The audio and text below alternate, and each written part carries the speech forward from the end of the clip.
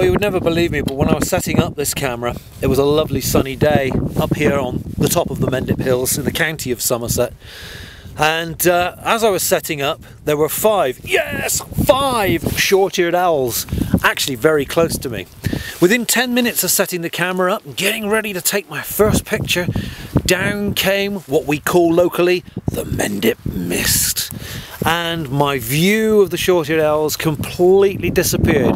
They're still out there somewhere, and I've got 2 hours to go before the sun goes down, so what I will do is wait at least another hour and see if this mist actually does lift. And that's the thing about being up here, is it can come in really quickly and it can go again really quickly, so there's still a chance. And of course, if I take any pictures, I will put those up on my normal places, the blog, etc, etc, so that you can see them.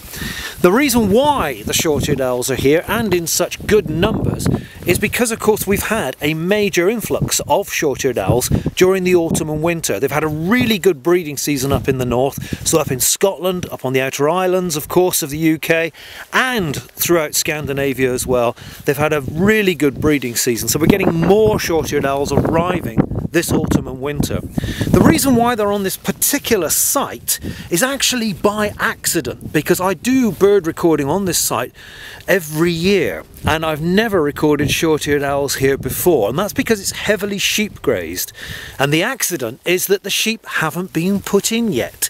So we've had some autumnal growth of grass due to the fact that it's been so mild this autumn and winter, and what that's led to is an explosion of short-tailed voles, and that's what they're hunting across these grasslands.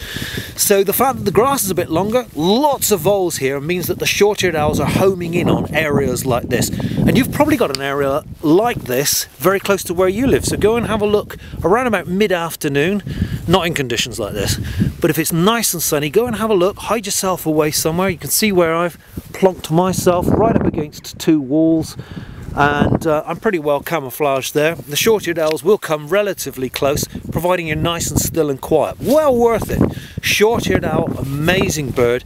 Now, of course, it's red listed. The numbers in the country are estimated to be between 1,500 and 2,000 pairs, though I don't think anybody's ever done a proper survey before, so whether it's a bit more than that or even a bit less, nobody really knows.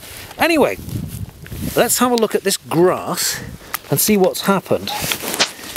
If I go down here and part this grass, we can get into the world of the vole a little bit, and here are some, I don't know if the camera's picking this up, I haven't got a clue, but we'll give it a whirl in any case. You can see some chopped up bits of grass here. This is what the voles are actually eating, and here's the tunnels through the grass. So basically the owl's eye view, let's do a quick sweep with the camera. Let's say the owl's hunting at about this height.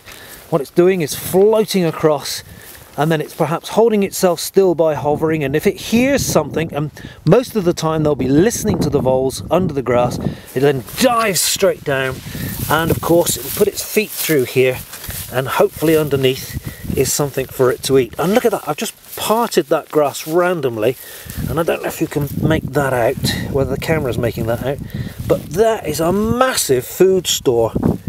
That is a massive food store just there, and there are some droppings as well, and I also don't know, I'm trying not to look into the viewfinder at the same time as I'm holding the camera. I'm just hoping it all matches up. So you can see the tunnel there, so there's your short-eared owl view, and it wouldn't be that view actually, I need to cover that back up.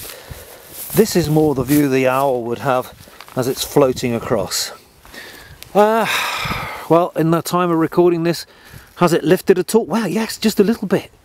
It's just a little bit brighter. Now I've got to go back as it's a bit brighter now, and it seems to be clearing a little bit. I'm going to have to switch this off now because I've got to connect the body of the 7D back to this lens. I'll try and do a little bit of filming as well if the short-eared owls are going to come back around again. I hope they are. And hopefully be able to show you at least some still pictures, if not some video as well. Thanks for watching.